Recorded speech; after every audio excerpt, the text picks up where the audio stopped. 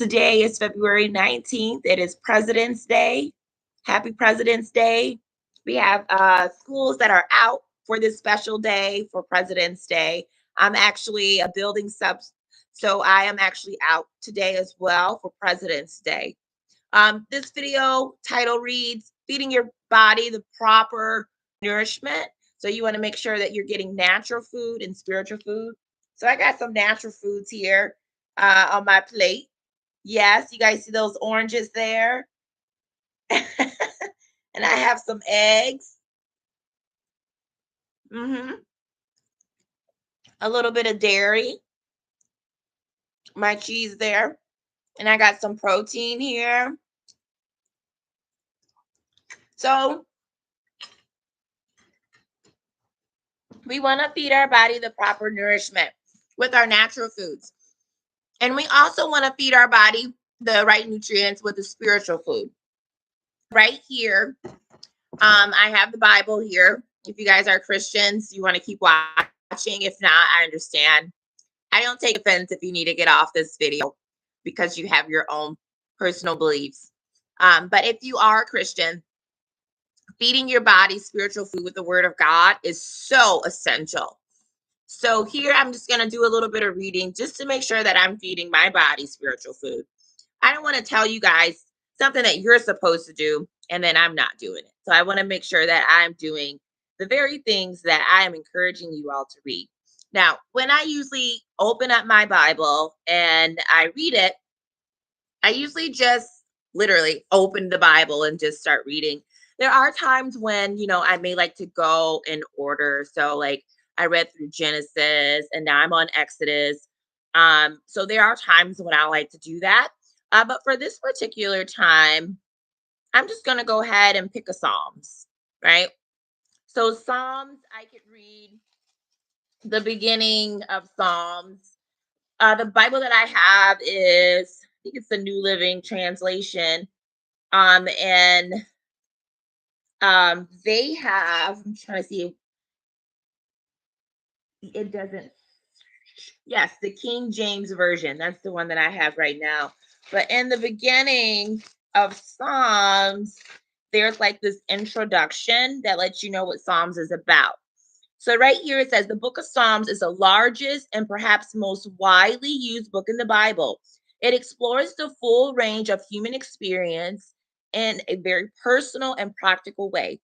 It's 150 songs run from the creation through the patriarchal, theoretic, and monarchical, exilic, and post-exilic periods. Sorry if I pronounced that wrong. The tremendous breadth of subject matter in Psalms includes diverse topics such as jubilation, war, peace, worship, judgment, um, Masonic prophecies, praise, and lament. The Psalms were set to accompaniment of stringent instruments and serve the temple, hymn book, and devotional guide for the Jewish people. The book of Psalms was gradually collected and originally unnamed, perhaps due to the great variety of material. It came to be known as Shelfer uh, Thelium, books of praises, because almost every psalm contains some note of praise of God. The Septuagint uses the Greek word salami, psalmoi as its title for the book, meaning poems of song and the accompaniment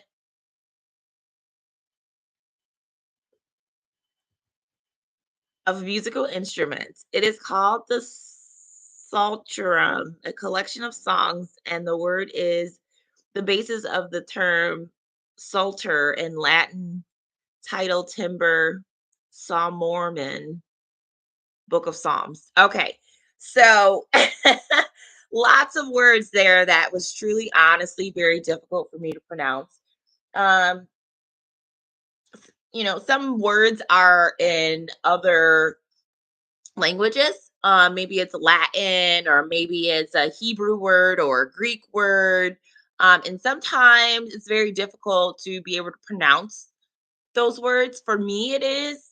I know there's people out there who do an incredible job pronouncing, um, but for me, it can be a challenge. um, but moving along here, I just want to do some reading to make sure that I'm feeding my body the proper nourishment. So let's just go ahead and start at Psalm 1. So Psalm 1 says, "Bless the man who walks not in the counsel of the ungodly, nor stands in the path of sinners, nor sits in the seat of the scornful. But his delight is in the law of the Lord, and in his law he meditates day and night. He shall be like a tree planted by the rivers of water, that brings forth its fruit in its season, whose leaf also shall not wither, and whatsoever he does shall prosper. The ungodly are not so, but are like a chaff which the wind drives away. Therefore, the ungodly shall not stand in judgment, nor sinners in the congregation of the righteous. For the Lord knows the way of the righteous, but the way of the ungodly shall perish." So that is something that you can ingest, as you read. You might want to go over it again, just thinking about what it says. So if you were to break it down, you would say, "Blessed is the man who walk not in the counsel of the ungodly, nor stands in the path of sinners, nor sits at the seat of the scornful. But his delight is in the law of the Lord, and in his law he meditates day and night." So thinking about that, thinking about who are you sitting with? Who are you on the path with? Um, you know, Checking yourself to see, hey, am I delighting myself in the Lord? Am I meditating on his word throughout the day and during the night? And it says, if you do those things, if you are delighting yourself in the Lord, that you shall be like a tree planted by the rivers of water that brings forth fruit in its season, whose leaf also shall not wither, and whatsoever he does shall prosper. So, thinking about a plant that is receiving nourishment from water, and water is like always flowing in a normal um like I don't know, like so water always flowing. So thinking of a river, there are times when rivers do dry out. There are parts in the Bible where there were droughts. So some places where they have it where it's like severely hot in one season, and then it's severely like cool in another season where it might have like rain, and then another season it might be dry. So then the river might dry up. So there are places where, in that case, yeah. But in this case, I believe it's talking about where water is always flowing and it doesn't like dry up. There is no dry season, it's just always flowing. So it says here that if you delight yourself in the Lord, if you're meditating on his words, if you're not sitting with sinners and you're not in the path of sinners and sitting with the scornful, you're not getting ungodly counsel, that you should be like a tree that is planted by the rivers of water, that brings forth fruit in its season, whose leaf shall not wither, and whatsoever he does shall prosper. So it's having all the nourishments that you need. Obviously, you're going to need some sunlight, you're going to need good old oxygen, and you're getting all the proper nourishments that you need.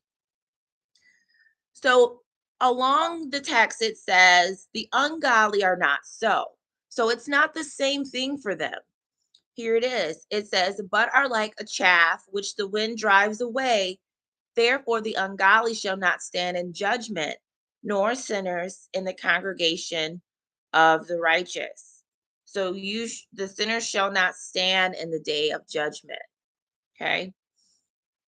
And it says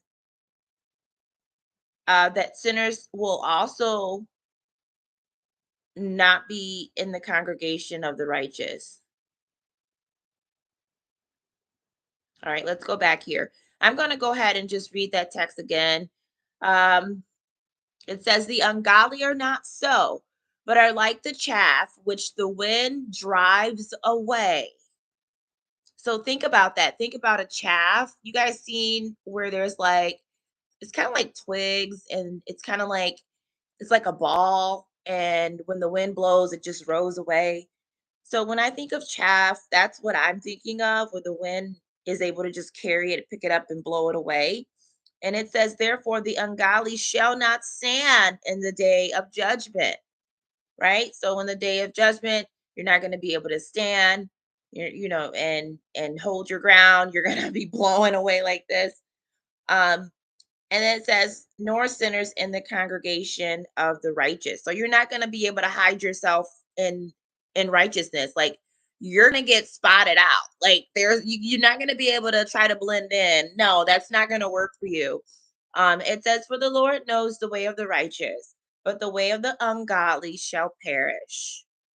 So that's just some food to digest, and just to do like a self check. Again, going through, who am I standing with? Who am I sitting with? What counsel am I getting? Am I meditating on the law of the Lord, the word of the Lord?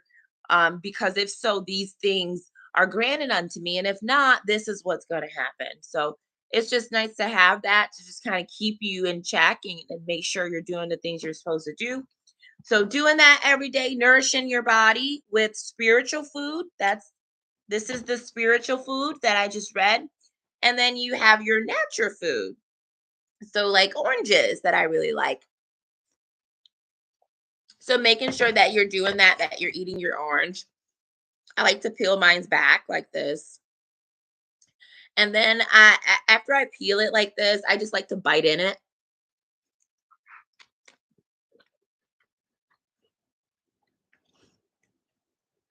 And then I just keep doing like that same thing where it's like I'm peeling, peeling, peeling, kind of lifting it up off the peel. And I like to bite it.